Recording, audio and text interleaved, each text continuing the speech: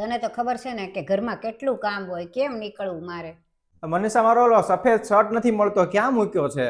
અરે કબાટમાં ગમે ત્યાં પડી હશે, ગોતી લ્યો ને. અરે નથી મળતી એટલે તો કહું છું, એકવાર આવીને ગોતી દે ને.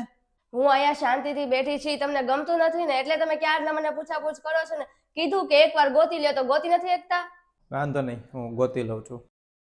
મનીષા, આ જમાઈ હારે હું ઝઘડો થયો છે તારે?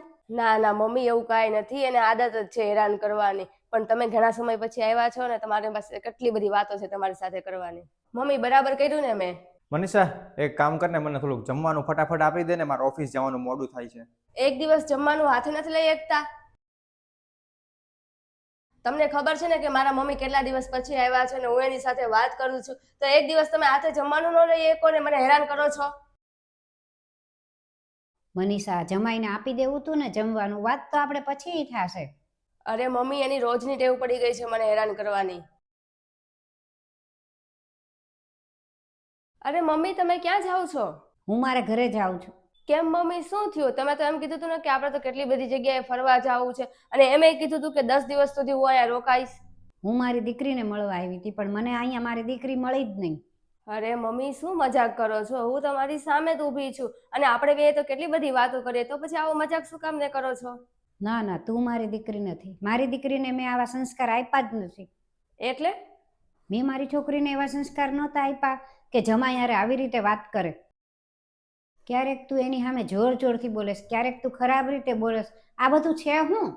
અરે મમ્મી, મેં તમને કીધું જ તું ને કે એની આદત પડી ગઈ છે હવે, અને એના લીધે તમે મને છોડીને જાઓ છો. અરે જમાઈ તને ગમે એ કામ કહેતો હોય તું કરતી નથી ને ઉપરથી પાછી તું એની સામું રાડું પાડેસ. મમ્મી, હું આજના જમાનાની છોકરી છું ને કોઈની નીચે દબાઈશ નહીં, અને તમે એમ કહો છો કે હું મારા પતિની નીચે દબાઈને રહું? અરે પણ પતિનું રિસ્પેક્ટ કરવું, એનું માનવું, એનું બધું કામ કરવું, એ કાંઈ દબાઈને રહેવું કહેવાય? અને આટલા વર્ષો થયા, તે કોઈ દિવસ જોયું કે મેં તારા પપ્પાની સામે ઊંચે અવાજે વાત કરી હોય? મેં કેટલાય વર્ષો તારા પપ્પાની સેવા કરી છે, એનું માન બધું જાળવ્યું છે, તો હું એનાથી દબાઈને રહી એમ કહેવાય? એકબીજાની રિસ્પેક્ટ કરવી એ તો સારી વાત છે, એને કાંઈ એમ ન કહેવાય કે દબાઈને રહ્યા. આ મેં જે કીધી ને એ વાત ઉપર તું વિચાર કરજે ને. હવે હું ત્યારે જ આવીશ અહીંયા કે જ્યારે મને મારી છોકરી પાછી મળશે. હું એવા ઘરે નથી જતી કે જ્યાં પતિની ઇજ્જત ન હોય.